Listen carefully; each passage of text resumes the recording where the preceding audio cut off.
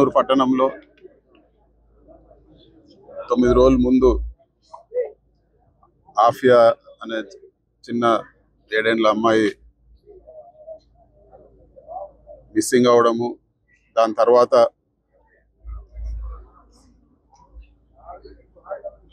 Murder అయ్యి summer storage ట్యాంక్లో తేలడము అన్నీ కూడా చూసాము.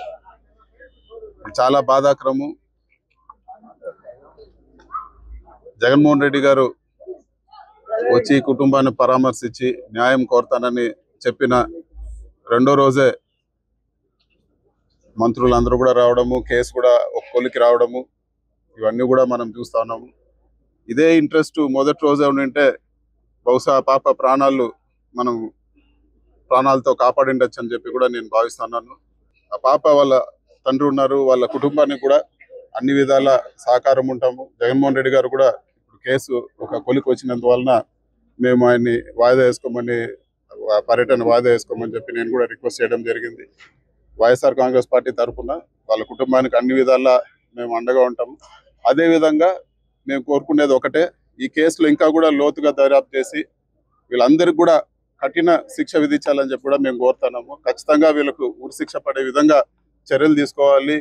దానికి ఎవిడెన్స్ అంతా కూడా బిల్డప్ చేసి ఖచ్చితంగా ఎంత కఠినంగా శిక్షించాలంటే వేరే ఎవరైనా కూడా ఇట్లాంటి ఆలోచన చేయాలన్నా కూడా భయపడే విధంగా శిక్షించాలని చెప్పి కూడా మేము కోరుతా ఉన్నాము. అదేవిధంగా ప్రభుత్వం సకాలంలో స్పందించాలని చెప్పి కూడా ఇట్లాంటి ఇన్సిడెంట్స్ జరిగినప్పుడు సకాలంలో స్పందించాలా, ఇవి ప్రివెంట్ చేసే విధంగా కూడా వ్యవహరించాలని చెప్పి కూడా మేము కోరుతాను. కర్నూలులో ఒకటి జరిగింది, ఈరోజు పొంగనూరులో జరిగింది, నిన్న వైఎస్ఆర్సీపీ కార్యకర్త ఒకరు మర్డర్ అవ్వడం జరిగింది. ఇలాంటివన్నీ గవర్నెన్స్ పైన దృష్టి పెట్టాలా ప్రభుత్వం అని చెప్పి కూడా మేము కోరుతా ఉన్నాము.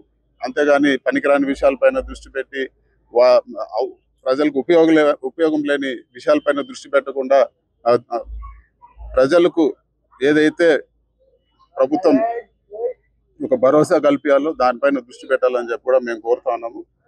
దీంట్లో పాలిటిక్స్కి ఎటువంటి తావు లేదు. అందరూ కూడా చాలా బాధాకరమైన విషయము. ఊరందరూ కూడా ఆ పాప మిస్సింగ్ అయినప్పుడు కానీ చనిపోయిందని తెలిసినప్పుడు కానీ అందరూ కూడా చాలా బాధపడ్డారు. సో దీంట్లో ఎటువంటి రాజకీయాలు కూడా తావలేదు.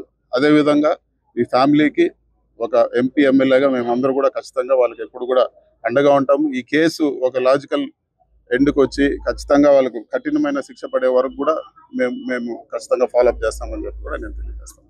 మరిన్ని వీడియోస్ కోసం ఛానల్ ని సబ్స్క్రైబ్ చేయండి, లేటెస్ట్ అప్డేట్స్ కోసం వాట్సాప్ ఛానల్ ని ఫాలో చేయండి అండ్ లింక్ డిస్క్రిప్షన్ లో ఉంది.